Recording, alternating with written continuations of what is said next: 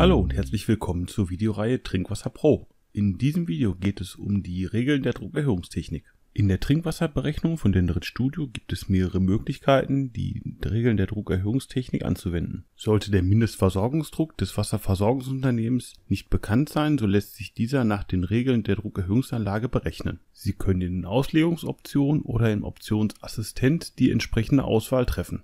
Nach einer erfolgreichen Berechnung kann der PMNV im Dialogfenster Fließweg Daten abgelesen werden.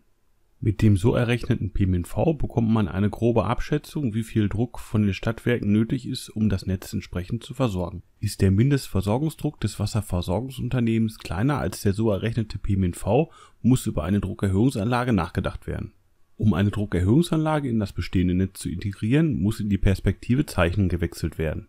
In der Symbolbibliothek kann aus der Rubrik Pumpen und Regelorgane das Symbol Druckerhöhungsanlage in die Zeichnung gesetzt werden. Nach dem Setzen wechseln wir in die Perspektive Editieren und können in den Bauteil Eigenschaften die Eigenschaften der Druckerhöhungsanlage kontrollieren. Soll nun das Programm nach den Regeln der Druckerhöhungstechnik rechnen, muss im unteren Bereich der Haken bei Ausgangsdruck berechnen gesetzt sein. Sollte der Ausgangsdruck der DA bekannt sein, kann er im untersten Feld editiert werden.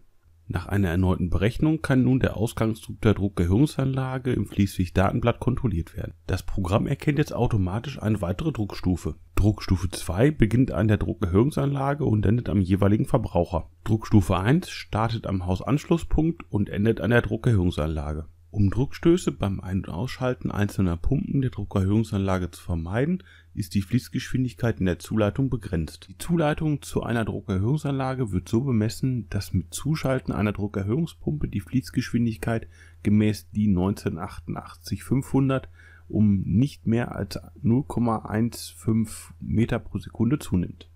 Die gewählte Anzahl der Pumpen in einer Druckerhöhungsanlage beeinflusst damit gegebenenfalls die Nennweite der Zuleitung.